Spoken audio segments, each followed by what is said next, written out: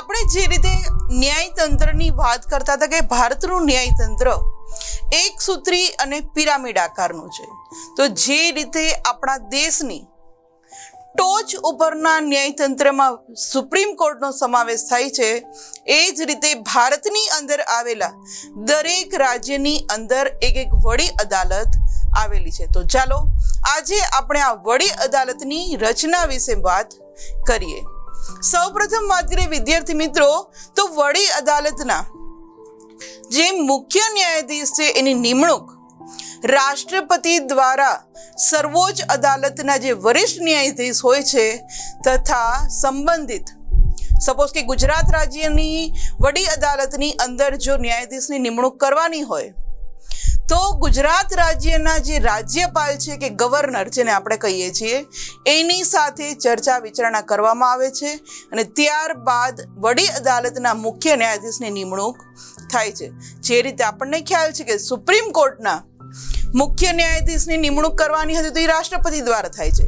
તો અહીંયા પણ વડી અદાલતમાં કે જેને આપણે હાઈકોર્ટ કહીએ છીએ એ હાઈકોર્ટની અંદર પણ વિદ્યાર્થી મિત્રો મુખ્ય ન્યાયાધીશની નિમણૂક કરવાનો જ્યારે આવે છે ત્યારે રાષ્ટ્રપતિ એકલા નથી હોતા, પણ રાષ્ટ્રપતિની સાથે મુખ્ય ન્યાયાધીશ કે જે સર્વોચ્ચ અદાલતના હતા એની નિમણૂક થઈ ચૂકી છે એ વરિષ્ઠ ન્યાયાધીશ, ત્યારબાદ જે રાજ્યની અંદર પંજાબ હોય તો પંજાબ, મહારાષ્ટ્ર હોય તો મહારાષ્ટ્ર, જે તે રાજ્યના રાજ્યપાલ સાથે ચર્ચા કરવામાં આવે છે અને ત્યારબાદ આ હાઈકોર્ટના મુખ્ય ન્યાયાધીશની નિમણૂક થાય છે. અન્ય ન્યાયાધીશોની વાત કરીએ, કારણ કે વડી અદાલતની અંદર પણ એક મુખ્ય ન્યાયાધીશ છે અને એની સાથે બીજા અન્ય ન્યાયાધીશો પણ હોય છે. એટલે અન્ય ન્યાયાધીશોની નિમણૂકની વાત કરીએ વિદ્યાર્થી મિત્રો, તો વડી અદાલતના જે મુખ્ય ન્યાયમૂર્તિ હોય છે એની સાથે ત્યારબાદ ચર્ચા વિચારણા કરવામાં આવે છે અને ત્યારબાદ એની અંદર આ અન્ય ન્યાયાધીશોની નિમણૂક કરવામાં આવે છે. આ ઇમેજની અંદર જે હમણાં જ આપણે વાત કરી કે કોઈ પણ વડી અદાલતના ન્યાયાધીશની નિમણૂક કરવી હોય છે તો એના માટે રાજ્યપાલ અને ત્યારબાદ જે તે અહીંયા ઇમેજની અંદર આપણા ગુજરાત રાજ્યના રાજ્યપાલ કે જે આચાર્ય દેવવ્રત છે એને આપણે જોઈ શકીએ છીએ. એટલે ગુજરાતની અંદર જો આપણી હાઈકોર્ટ છે, આ હાઈકોર્ટના ન્યાયમૂર્તિની મુખ્ય ન્યાયમૂર્તિની નિમણૂક કરવી હોય તો આચાર્ય દેવવ્રત સાથે આપણા રાષ્ટ્રપતિ રામનાથ કોવિંદ છે એ પોતે ચર્ચા કરશે અને ત્યારબાદ નિમણૂક કરવામાં આવશે. આગળ વાત કરીએ વિદ્યાર્થી મિત્રો, તો રાષ્ટ્રપતિ એટલે વડાપ્રધાન અને પ્રધાનમંડળની સલાહ અનુસાર વર્તનાર રાષ્ટ્રપતિ એ અભિપ્રેરિત છે. કારણ કે હોદ્દો છે એ રાષ્ટ્રપતિનો સૌથી ઊંચો છે આપણા દેશની અંદર, પણ કામકાજની દ્રષ્ટિએ કોણ કરે છે? કારોબારી સભ્ય. અને કારોબારીની સભ્યની અંદર કોણ આવે છે? કે વડાપ્રધાન, અને જે શાસક પક્ષ છે કે જે વિજેતા પક્ષ છે એનું પ્રધાન મંડળ. તેથી વડાપ્રધાનની અને મુખ્ય ન્યાયમૂર્તિની સાથે આ મુખ્ય ન્યાયમૂર્તિ અને તેની સાથે ચર્ચા વિમર્શ કર્યા અનુસાર વડી અદાલતના વિદ્યાર્થી મિત્રો બાકીના જે ન્યાયાધીશ છે એની નિમણૂક કરવામાં આવે છે. જે આ ઇમેજની અંદર આપણે જોઈ શકીએ છીએ કે રાષ્ટ્રપતિ અને વડાપ્રધાન બંને પણ અહીંયા ચર્ચા વિમર્શ કરીને ત્યારબાદ જ જે તે રાજ્યના હાઈકોર્ટની અંદર મુખ્ય ન્યાયાધીશની અંદર નિમણૂક કરવામાં આવે છે. ત્યારબાદ વાત કરીએ વિદ્યાર્થી મિત્રો, તો વડી અદાલતના ન્યાયાધીશોની જે મુદત છે, જે રીતે સુપ્રીમ કોર્ટના ન્યાયાધીશો હતા એની મુદત 65 યર્સ એટલે કે 65 વર્ષની હતી, એ જ રીતે વડી અદાલતના જે ન્યાયાધીશો છે એની રિટાયરમેન્ટની એટલે કે નિમણૂક જ્યારે થાય ત્યારે એની ઉંમર 62 વર્ષથી ઉપરની ન હોવી જોઈએ, કારણ કે 62 વર્ષ તો એની રિટાયરમેન્ટ હોય છે. એટલે વડી અદાલતના ન્યાયાધીશોની મુદત 62 વર્ષની હોય છે, એનાથી વધારે હોવી જોઈએ નહીં. તેઓ રાષ્ટ્રપતિને સંબોધીને રાજીનામું આપી શકે છે. ક્યારે પણ કોઈ હાઈકોર્ટના ન્યાયાધીશને એવું લાગે કે હવે હું કામ કરી શકું એમ નથી, કે મારે કોઈ પ્રોબ્લેમ છે, ત્યારે આ વડી અદાલતના ન્યાયમૂર્તિઓ છે પોતે રાષ્ટ્રપતિ દ્વારા એની નિમણૂક થાય છે, જેના કારણે એનું રાજીનામું પણ એ રાષ્ટ્રપતિને સંબોધીને જ આપી શકે છે.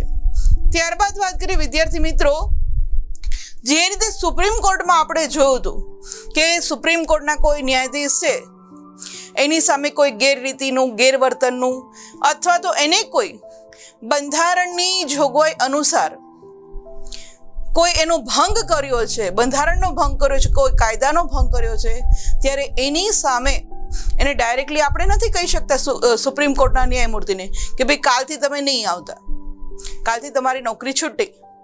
એના માટે એક આખી આપણા સંસદ ભવનમાં કાર્યવાહી થાય છે કે જેને આપણે મહાભિયોગ કહે છીએ. આ કાર્યવાહી પૂર્ણ થયા પછી જ અને એમાંય આરોપ સાબિત થાય તો જ એને હોદ્દા તરફથી બરતરફ કરી શકાય છે. તો એ જ રીતે આપણા વડી અદાલતના ન્યાયમૂર્તિની સામે પણ આવો કોઈ ગેરવર્તન, ગેરરીતિના કોઈ કારણોસર રાષ્ટ્રપતિ જે બંધારણીય જોગવાઈ અનુસાર સંસદની અંદર આખી મહાભિયોગની કાર્યવાહી કરે અને આ કાર્યવાહીની અંદર વડી અદાલતના ન્યાયમૂર્તિ સામે આરોપ સાબિત થાય તો અને તો જ એને હોદ્દા પરથી બરતરફ કરી શકાય છે. ડાયરેક્ટલી એને બરતરફ કરી શકાતા નથી. આગળ વાત કરીએ વિદ્યાર્થી મિત્રો, તો વડી અદાલતના ન્યાયાધીશોની ભારતમાં કોઈ પણ રાજ્યની અંદર બદલી કરી શકાય છે. જેમ આપણે ખ્યાલ છે કે જે રીતે કોઈ પણ વ્યક્તિ જાહેર જનતાની સેવા માટે જે યુપીએસસીની એક્ઝામ ક્લિયર કરે અને આઈએએસ, આઈપીએસ, કલેક્ટરની પદવી મેળવે છે તો એને એવું જરૂરી નથી કે ગુજરાતનો છે તો ગુજરાતમાં જ જોબ મળે, પંજાબનો છે તો પંજાબમાં જ જોબ મળે. એને ઓલ ઓવર ઇન્ડિયામાં કોઈ પણ રાજ્યમાં એની બદલી થઈ શકે. તો એ જ રીતે વડી અદાલતના જે ન્યાયાધીશો હોય છે વિદ્યાર્થી મિત્રો, એની બદલી પણ ભારતની હાલની પરિસ્થિતિએ વાત કરીએ તો ભારતના હાલની પરિસ્થિતિ 28 રાજ્યો છે અને 8 કેન્દ્ર શાસિત પ્રદેશો છે. તો એમાં કોઈ પણ જગ્યાએની બદલી કરી શકાય છે. એવું નથી કે ગુજરાતી હોય તો ગુજરાતની હાઈકોર્ટમાં જ 2 વર્ષ 3 વર્ષ ગુજરાત હાઈકોર્ટની અંદર કામ કર્યું હોય તો નેક્સ્ટ એને બીજી હાઈકોર્ટની અંદર પણ બદલી કરી શકાય છે. અને બધી વડી અદાલતોમાં વિદ્યાર્થી મિત્રો એવું નથી કે ન્યાયાધીશોની સંખ્યા એક સરખી રાખવાની. ગુજરાત, પંજાબ, જમ્મુ કાશ્મીર, કેરલા, તમિલનાડુ, આંધ્રપ્રદેશ, આ જેટલા પણ રાજ્યો છે દરેક રાજ્યની અંદર આપણે આગળ જોયું કે હાઈકોર્ટ આવેલી છે. તો દરેક હાઈકોર્ટની અંદર શું બધા સરખા જ ન્યાયાધીશો રાખવાના? ના.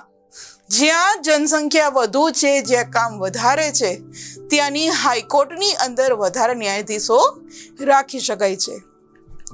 ત્યારબાદ વાત કરીએ વિદ્યાર્થી મિત્રો, ક્યારેક રાષ્ટ્રપતિને એવી જરૂર જણાય કે જે તે રાજ્યની અંદર પડતર કેસોની સંખ્યા છે વધારે છે, એટલે કે ત્યાંના હાઈકોર્ટમાં વધારે પડતા કેસો આવી ગયા છે અને કામકાજનો બોજો વધી ગયો છે, ત્યારે રાષ્ટ્રપતિ છે એ 2 વર્ષની મુદ્દત માટે એડહોક ધોરણે આજે એક્સ્ટ્રા કાર્યકારી હાઈકોર્ટના ન્યાયાધીશની નિમણૂક કરવામાં આવે છે અને એડહોક ધોરણે કહેવામાં આવે છે. કારણ કે ક્યાં એવું લાગે છે કે ભાઈ અહીંયા બહુ બધા કેસો આવી ગયા છે, કામનો બોજ વધારે છે, ન્યાયમૂર્તિઓનો નિકાલ નથી કરી શકતા અને ન્યાય છે એ આપણા બંધારણની અંદર લખેલું છે કે કોઈ પણ વ્યક્તિને ઝડપી ન્યાય મળવો જોઈએ. તો ત્યારે રાષ્ટ્રપતિ છે એને જરૂર લાગે કે જે તે રાજ્યમાં વધારે પડતું કાર્ય છે, કેસની સંખ્યા વધારે છે, ત્યારે પોતે હાઈકોર્ટના કાર્યકારી ન્યાયાધીશોની નિમણૂક કરી અને 2 વર્ષ માટે એની મુદત આપી અને ફટાફટ એનો નિકાલ કરી શકે છે. આ ઇમેજની અંદર જે આપણે વાત કરી એડહોક ધોરણે જે કાર્યકારી હાઈકોર્ટના ન્યાયાધીશો છે જે આપણે જોઈ શકીએ છીએ. આગળ વાત કરીએ વિદ્યાર્થી મિત્રો, તો સર્વોચ્ચ અદાલત, કારણ કે આપણા દેશનું જે આપણે ન્યાયતંત્ર ભણી રહ્યા છીએ એની ટોચ પર સર્વોચ્ચ અદાલત છે અને વડી અદાલતનું કામકાજ છે. કારણ કે જ્યાં કેસો ચલાવવામાં આવે છે એની ભાષા કઈ હોય છે? તો કે એની ભાષા છે એ અંગ્રેજી હોય છે. એ કોઈ પણ કોર્ટની અંદર તમે જાઓ, હાઈકોર્ટ છે, સુપ્રીમ કોર્ટ છે, ત્યારે ત્યાં કેસ જે લડવામાં આવે છે વિદ્યાર્થી મિત્રો એ અંગ્રેજી ભાષામાં જ એનું કામકાજ કરવામાં આવે છે. પણ જો કોઈ રાજ્યની ધારાસભામાં પોતાની રાજ્ય ભાષામાં ત્યાં હાઈકોર્ટની અંદર કામકાજ ચલાવવું એવો જો ઠરાવ પસાર કરવામાં આવે તો જ તે રાજ્યની હાઈકોર્ટની અંદર તે રાજ્યની ભાષામાં કામકાજ કરી શકાય છે. ઉદાહરણ તરીકે લઈએ, આમ તો આપણા ભારતના મોટા ભાગના રાજ્યોની રચના છે વિદ્યાર્થી મિત્રો, એ આપણે ભાષાના ધોરણે કરેલી છે. એટલે કે ભાષા ગુજરાત છે તો ગુજરાતી ભાષા બોલાય છે, મહારાષ્ટ્રમાં મરાઠી ભાષા. તો આ રીતે ભાષાના ધોરણે છે ગુજરાતની અંદર જે આપણી હાઈકોર્ટ આવેલી છે ત્યાં જે કેસ ચાલુ થાય છે, આમ સામાન્ય રીતે તો અંગ્રેજીમાં એનું કામકાજ કરવું જોઈએ, પણ આપણા રાજ્યની અંદર જે આપણી ધારાસભા છે ત્યાં આપણા ધારાસભ્યો છે એવો ઠરાવ પસાર કરે કે ભાઈ ગુજરાતની હાઈકોર્ટની અંદર ગુજરાતીમાં કામકાજ થવું જોઈએ, કારણ કે ગુજરાતની અંદર વધારે પડતા આપણે ગુજરાતી બોલનારા છીએ અને અંગ્રેજી સમજનારો વર્ગ બહુ ઓછો હોય એવું લાગે તો ધારાસભ્યો છે એ ઠરાવ પસાર કરે અને ત્યારબાદ આપણી જે વડી અદાલત છે, ગુજરાતની જે હાઈકોર્ટ છે, એનું દરેક કામકાજ છે આપણી માતૃભાષા એટલે કે ગુજરાતીમાં થઈ શકે. તો આવું તો બધા જ રાજ્યમાં કરી શકાય છે.